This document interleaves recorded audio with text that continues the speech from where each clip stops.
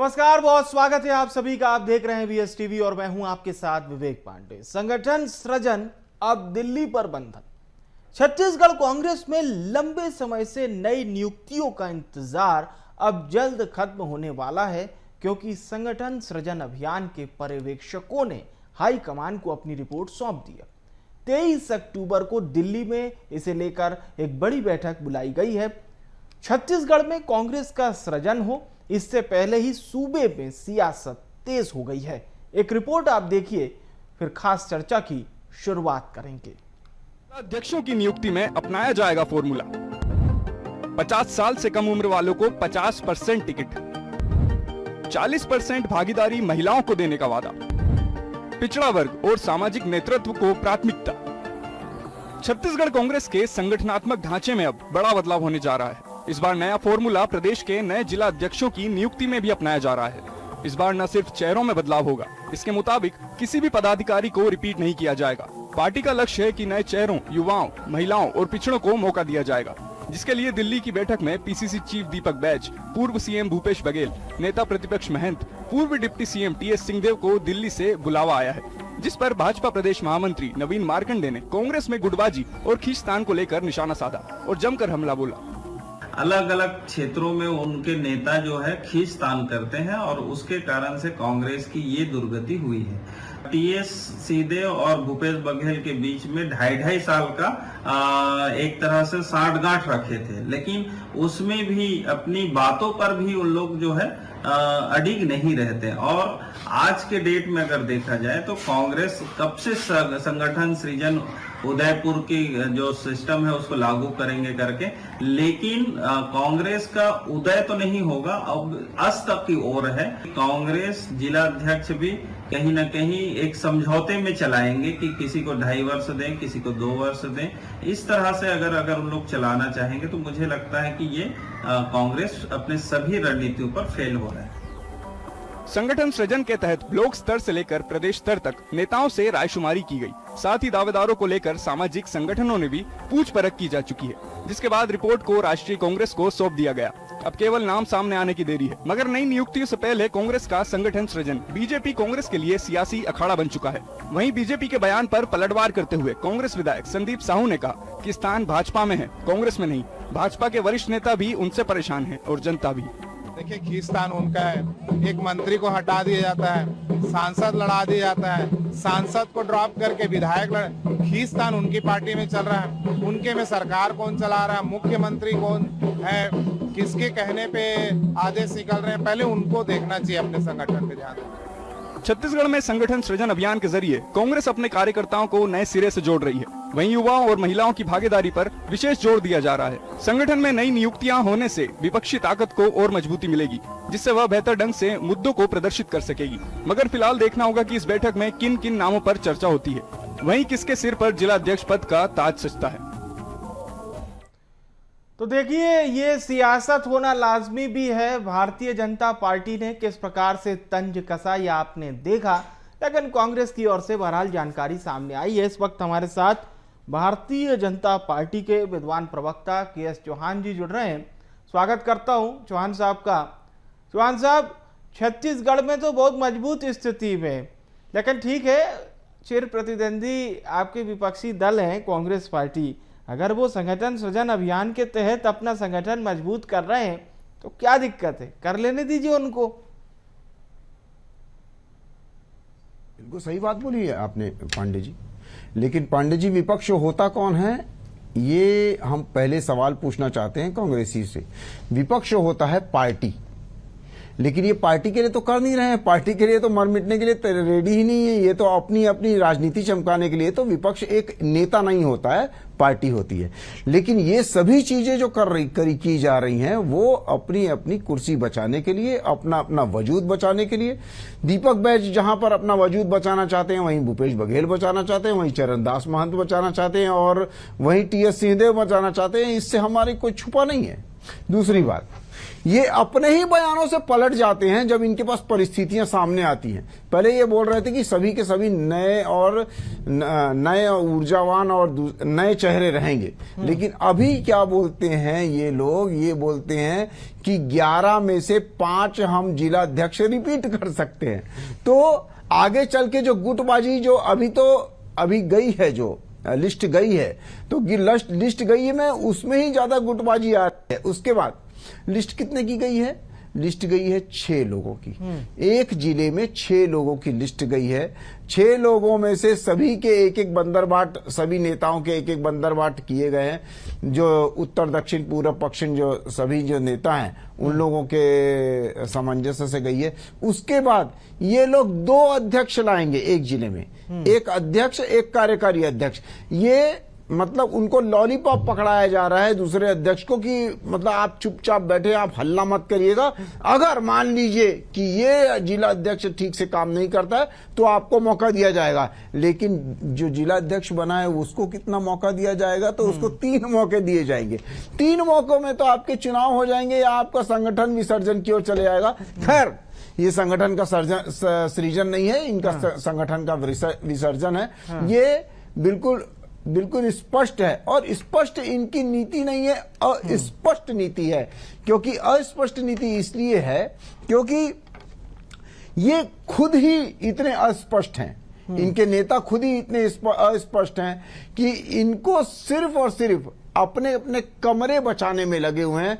इमारत ढह रही है लेकिन अपने अपने कमरे सजाने में लगे हैं। ऐसे में टीम नहीं चलती। इनके पास ना नेता है, ना नीति है, ना नियत है, ना नेतृत्व है, और ना ही निष्ठा है। ये लास्ट वाला जो पॉइंट है ना विवेक जी, निष्ठा से ही टीम वर्क चलती है, और निष्ठा है ही नहीं। निष्ठा कहाँ रही?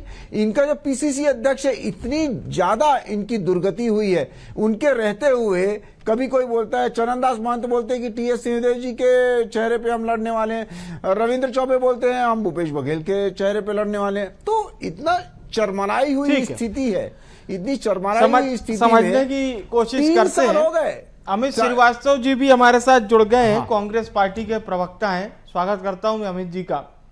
अमित जी नमस्कार विवेक भाई, आपको दिवाली की शुभकामनाएं। बहुत बहुत शुभकामनाएं। मित्र चौहान जी को भी बहुत बहुत शुभकामनाएं आप दोनों सम्मानित प्रवक्ताओं को और आपकी पार्टी को भी। श्रीवास्तव साहब, संगठन सृजन अभियान 23 तारीख को बड़ी मीटिंग है, लेकिन मैं बीजेपी के उन बातों पर अभी नहीं जाना चाहूँगा, वो तो आगे वैसे भी होगी। पर अब क्या खास नज़र आ रहा है? अच्छे मार्जिन के साथ आप लोग जब आए थे ना, तो ये लग रहा था कि हाँ, अब आपकी पार्टी एक लंबा टेन्योर भी पूरा करेगी। लेकिन 5 साल के बाद फिर स्थिति वहीं आ गई, 2018 के पहले जैसी थी। अब संगठन को कैसे जान फूकेंगे? देखिए, आपके सवालों का जवाब मैं निश्चित रूप से दूंगा, लेकिन अपने काबिल मित्र की बातों को मैं सुन रहा था। बहुत सारे बातों को वो कह रहे थे, और मुझे आज पता लगा कि शायद उनकी दिलचस्पी राजनेता से ज्यादा ज्योतिष बनने में है। वो कांग्रेस का पूरा एक खाका खींचने का प्रयास कर रहे थे। ऐसा हो जाएगा तो ऐसा, वैसा हो जाएगा तो ऐसा, चाची की मूंछ होती तो चाचा होते। ऐसा संगठन नहीं चलता। और लेक्चर कौन दे रहा है भाई साहब? वो लोग दे रहे हैं जिनके यहाँ पर्ची से मुख्यमंत्री बनते हैं। उनके यहाँ खुद नहीं पता रहता विधायकों को, जो अंतिम पंक्ति में बैठे रहते हैं उसको पता नहीं रहता। और जाके वसुंधरा जी को हमने देखा है, सब पर्ची दी जाती है और वो भी शॉक्ड हो जाती है नाम पढ़ के। तो ऐसे लोगों को जब बनाया जाता है और हमको वो ज्ञान दे रहे हैं, तो मुझे लगता है कि सुपा बोले तो क्या बोले, छलनी ना बोले जिसमें खुद 72 छेद होते हैं। रही बात, मैं आपको बता दूं विवेक जी, आप बहुत वरिष्ठ पत्रकार हैं, और 3 जून से भोपाल से ही आपको याद होगा राहुल गांधी जी ने संगठन सृजन अभियान के तहत ये प्रोग्राम हमारा जो है उसको स्टार्ट किया था, और गुजरात इसे फॉलो करने वाला, एडॉप्ट करने वाला पहला राज्य बना जी। अब इसमें यह है कि हम जाएंगे कार्यकर्ताओं के बीच में, और ये अचानक हम ऐसे उठ के चले गए, ऐसा नहीं है। हमारे यहाँ जब CWC की मीटिंग हुई थी तो उसमें कहा गया था कि ये जो 2025 है उसे ईयर ऑफ ऑर्गेनाइजेशन के रूप में मनाया जाएगा, संगठन ईयर के रूप में मनाया जाएगा और उसके तहत 3 जून के ये कार्यक्रम स्टार्ट हुआ। अब इसमें यह हुआ कि केंद्रीय नेतृत्व जो वरिष्ठ नेता है और कुछ ऑब्जर्वर को जिले में भेजा जाएगा और वहां के कार्यकर्ताओं से राय शुमारी और सुझाव लेकर वहां से नाम लाया जाएगा। और कार्यकर्ता जो कांग्रेस का अंतिम पंक्ति में बैठा हुआ व्यक्ति भी है, जिसकी निष्ठा कांग्रेस में है, जो कांग्रेस की विचारधारा को जानता हो, रीति नीति को समझता हो और आइडियोलॉजी पे विश्वास करता हो, ऐसे व्यक्ति अगर वो जिला अध्यक्ष बनने का योग्य अपने आप को मानता है तो वो दावेदारी करे। अब ये कहते थे कांग्रेस खत्म हो जाएगी, आपको बता दूं 50-50 आवेदन एक जिले से आ रहे हैं, एक शहर से आवेदन आ रहे हैं। अब भाजपा की तिलमिलाहट देखिए, जो कहते थे इनके पास कार्यकर्ता नहीं है, वहां 50-50 अध्यक्षों का अध्यक्ष बनने के लिए दावेदार आ रहे हैं। इनको अब तिलमिलाहट हो रही है, अरे बाप रे कांग्रेस इतनी मजबूत कैसे हो रही है। दूसरा मैं आपको बता दूं कि आपने कहा कि 2018 की तरह हो गए, ठीक है देखिए, लेकिन आप ये मत भूलिए कि 2018 में इन्हीं कार्यकर्ताओं ने 15 साल की डॉक्टर साहब की सरकार को 15 साल बेमिसाल 14 सीटों में लाके छोड़ा था। यही कार्यकर्ता है कांग्रेस के, इसलिए हल्के में भाजपा के नेता ना लें, पहली चीज। दूसरा मैं आपको बता दूं कि जिला स्तर पर जाके, जैसा मैंने कहा कि उनसे राय लिया जाएगा, कार्यकर्ताओं से उनके सुझाव मांगे जाएंगे, इकट्ठा करेंगे और केवल पार्टी को सृजन सशक्त करने का हम प्रयास कर रहे हैं और ये किसी भी संगठन में होना चाहिए। अब ये कहते हैं ये सृजन नहीं, ये विसर्जन है। अरे साहब अपना देख लीजिए, हैं जिस प्रकार से 150 लोगों में भाजपा चल रही है, कार्यकर्ता असंतुष्ट है। 15 साल की सरकार 14 सीटों में ला दिए थे। मैं फिर कहता हूं कार्यकर्ताओं का सम्मान करिए और आप भी समझ लीजिए, चौहान जी आप विद्वान प्रवक्ता हैं, कि पेड़ के कटने का किस्सा नहीं होता अगर कुल्हाड़ी में लकड़ी का हिस्सा नहीं होता। लेकिन विवेक भाई मैं फिर कह दूं कि मैं बहुत ज्यादा उम्मीद इसलिए नहीं करता क्योंकि जिस पार्टी के वो प्रवक्ता हैं, व्यक्ति अच्छे हैं चौहान जी, मेरे अभिन्न मित्र हैं, लेकिन जिस पार्टी की आइडियोलॉजी को लेके आते हैं ना, तो मुझे फिर किसी की पंक्तियां याद आ जाती हैं विवेक भाई, कि कहां इस दौर में वफा की उम्मीद कर रहे हो, बड़े नादान हो साहब, जहर की दवा ढूंढ मानना पड़ेगा। अमित जी इतने वरिष्ठ वकील हैं, प्रवक्ता हैं, दिल्ली बिलासपुर आते जाते रहते हैं, लेकिन अच्छा शेरो शायरी भी करते हैं। चौहान साहब अभी तो compete करने के लिए कांग्रेस पर्याप्त है। श्रीवास्तव जी कह रहे हैं कि इतना कमजोर मत समझिए, 15 साल शासनकाल के बाद फिर 60+ में यही कांग्रेस आई थी और जनता ने चुना था। बहरहाल आप अभी 71 जी 71 देखिए, वो आपने उपचुनाव सब जोड़ दिया, 70 पार। हाँ 68 और 3 जीत गए, चलिए 68 तो 71 हो गया। ठीक है, बेहतर। और चौहान साहब भी कहेंगे कि भाई अभी तक हम छत्तीसगढ़ में सबसे रिकॉर्ड पर हैं, सबसे ज्यादा सीटें लाए हैं, लेकिन इतना क्या चौहान साहब आप लोग कह रहे हैं कांग्रेस एकदम हाशिए पर है, अब compete करने की जरूरत नहीं है, तो श्रीवास्तव जी दूसरी बात रख रहे हैं। विवेक जी ये कार्यकर्ता की बात कर रहे थे, सबसे पहले ये सूफे की बात कर रहे थे। जब दाने बड़े होते हैं तो सूफा नहीं बोलता, छलनी भी बोलती है और छन्नी भी बोलती है। उससे जो छोटी रहती है ना, जिसमें 21 छेद होते हैं, जो आपने 52 छेद की बात करी थी, जिसमें 21 छेद होते हैं ना, वो भी बोलती है।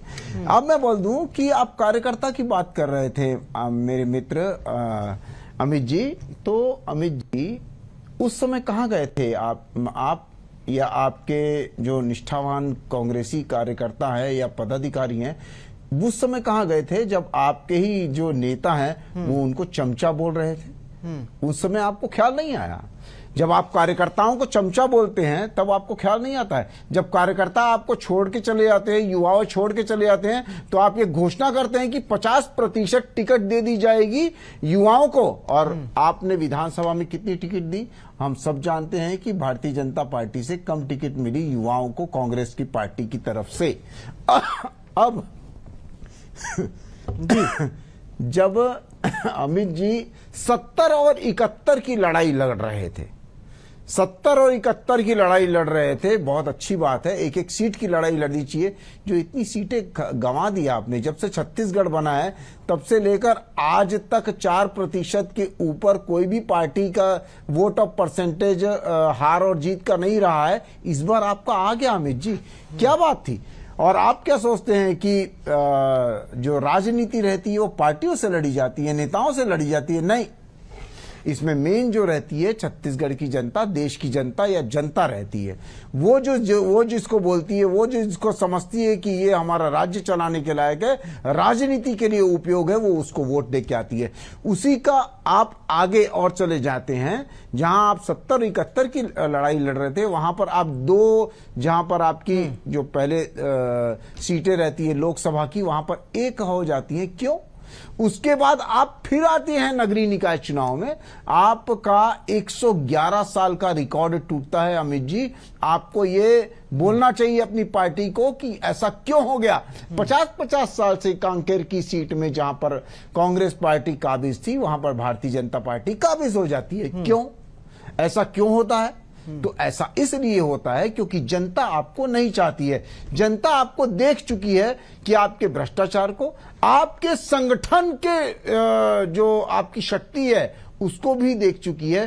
क्योंकि आप अपने एक टीम होके तो लड़ नहीं सकते, कुछ काम कर नहीं सकते।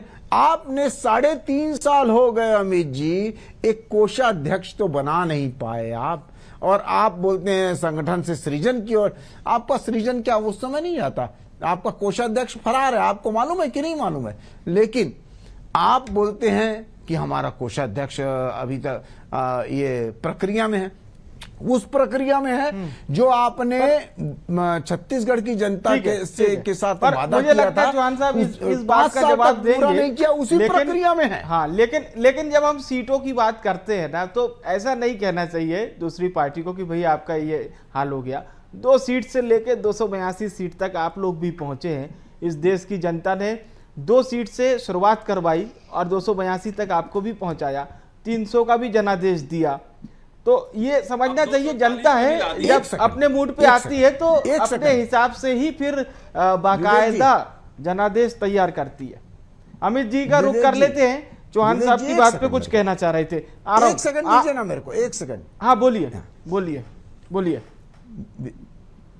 विवेक जी, ये सिर्फ छत्तीसगढ़ में हाल नहीं है। 2009 से लेकर आज तक जिस भी राज्य में कांग्रेस की सरकार बनी है, रिपीट सरकार नहीं हो पाई है। क्यों? ऐसा क्यों हो रहा है? 1984 से लेकर आज तक कांग्रेस पूर्ण बहुमत में नहीं आ पाई। क्यों? उसके बाद आप देश की जनता जब से 50% साक्षर हो गई है, तब से आप पूर्ण बहुमत में नहीं आ पाते हैं। क्यों? ये प्रश्न है, ये प्रश्न है। और उसका आपने प्रश्न किया, उत्तर ले लेते हैं अमित जी से। और कांग्रेसी नेताओं को जुड़ना पड़ेगा। देखिए, लगातार चौहान साहब की बातों को मैं सुन रहा था। मुझे लगता है कि एकात्म परिसर में आजकल ट्रेनिंग दी जा रही है कि कैसे कांग्रेस को खराब बताया जाए। और अभी आप बहुत चुनाव जीत की बात कर रहे थे, तो आ जाइए लोकतांत्रिक प्रक्रिया से अगर है दम तो। लेकिन आप तो वोट चोरी करके चुनाव जीत रहे हैं साहब। और लगातार जिस प्रकार से हमारे नेता ने प्रमाण भी दिया कि कैसे महाराष्ट्र में 5 बजे के बाद 82 लाख वोट बढ़ जाते हैं, उसका जवाब नहीं आया। अगर हमारे नेता कहते हैं कि ठीक है, आप हमें सूचना के अधिकार के तहत वो सब पर्ची दे दीजिए, हम जांच करेंगे। आप कहते हैं 6 महीने का प्रावधान था, आपने 45 दिन कर दिया। ये बताता है कि आपको लोकतांत्रिक प्रक्रिया में विश्वास नहीं है। और अभी आप कह रहे थे कि जहां सरकार रिपीट नहीं होती, कैसे रिपीट होगी बताइए आप। मध्य प्रदेश में आप सरकार गिरा देते हैं, आप महाराष्ट्र में सरकार गिराने का प्रयास करते हैं, गोवा में आप सरकार गिरा देते हैं, राजस्थान में आप प्रयास करते हैं। इतने प्रदेश आप देखिए करते हैं और वहां पर आप सरकार गिराते हैं। और कल भी प्रशांत किशोर जी ने आरोप लगाया, उनके 3 कैंडिडेट देश के गृह मंत्री के साथ थे और वो फॉर्म नहीं भर पाए। क्या सच्चाई है वो आप बेहतर जानते हैं। तो आप चुनाव जीतने के लिए एन केन पकड़ें, वो सारे हथकंडे अपनाते हैं चौहान साहब। लेकिन याद रखिएगा, वक्त बहुत अलग होता है, वक्त कभी भी किसी का बदलता है। तो ऐसा मत करिए, कम से कम लोकतंत्र में विश्वास रखिए। लेकिन एक चीज है, आजकल आपके नेता जहां भी जाते हैं अकेले तो जाते नहीं है, और जब जाते हैं तो देश की जनता कहती है कौन आया भाजपा का नेता आया नहीं, बोले वोट चोर आया। कई सारे वीडियो मीम्स बन रहे हैं और आपके नेता जो है वो जनता के बीच में जा भी नहीं पा रहे। रही बात अब हमारी बात, आपको मैं बता दूं कि हमारा ईयर ऑफ ऑर्गेनाइजेशन में हमारे नए नेतृत्व को उभारने का प्रयास है। कार्यकर्ता और स्थानीय पदाधिकारियों को और मजबूती प्रदान करने के लिए हम संगठन सृजन कार्यक्रम कर रहे हैं। और दूसरा, पार्टी के जो बूथ लेवल के कार्यकर्ता हैं जो लगातार कई सालों से अथक प्रयास कर रहे हैं, उनको कैसे आगे लाया जाए। मैं दो बात पूछ लेता हूं आपसे अमित जी। महिला भागीदारी को सुनिश्चित कर रहे हैं आप लोग, और युवाओं को भी 50% आप लोग हिस्सेदारी देंगे। देखिए, नए कर्मठ ईमानदार जमीनी नेताओं को आगे लाने के लिए उसमें सारे लोग आएंगे। हमारी मातृ शक्तियां भी आएंगी, हमारे युवा साथी भी आएंगे, हमारे जो पुराने जो वरिष्ठ नेता हैं उनका भी समावेश होगा। सारे लोग होंगे उसमें। और क्राइटेरिया में मैं आपको बता दूं कि बीजेपी की टिलमिलाहट यही है। मैंने जैसा कहा ना, वो कहते हैं कि कांग्रेस का इतिहास बताते हैं, तो आप ये भूलिए मत चौहान जी कि आप 55 साल इस देश को सेवा करने का अवसर देश की जनता ने कांग्रेस को दिया है। और आप 400 की बात करते थे, अभी आप 240 में आ गए। किसी दिन भी आपकी सरकार जो बैसाखियों से चल रही है, किसी दिन भी नीतीश कुमार जी गुस्सा हो गए, आपकी सरकार चले जाएगी। चंद्रबाबू नायडू जी गुस्सा हो गए, आपकी सरकार चले जाएगी। इसलिए ज्यादा अहम और वहम मत पालिए, देश में लोकतंत्र रहने दीजिए, क्योंकि देश की जनता कहती है इस देश में निरंतर लोकतंत्र की हत्या जारी है, और देश निरंतर लोकतंत्र की हत्या जारी है, और बीजेपी लोकतंत्र की हत्यारी है। चलिए चौहान साहब का रुख करते हैं। विवेक जी, अभी ये वोट चोर बोल रहे थे। सबसे पहली बात यह है कि आप कोर्ट क्यों नहीं जाते। आप ये बोलते हैं कि इतनी वोटों की चोरी हुई है, तो आप अभी तक सोए हुए थे। आपकी 40 साल से पूर्ण बहुमत में सरकार नहीं है साहब, 40 साल से। और 2014 से लेकर आज तक आपका अता पता नहीं है। आप क्यों सोए हुए थे, आपने कोर्ट क्यों नहीं गए। दूसरी बात, आप वोट चोर बोलते हैं, लेकिन हम तो कोर्ट गए हैं।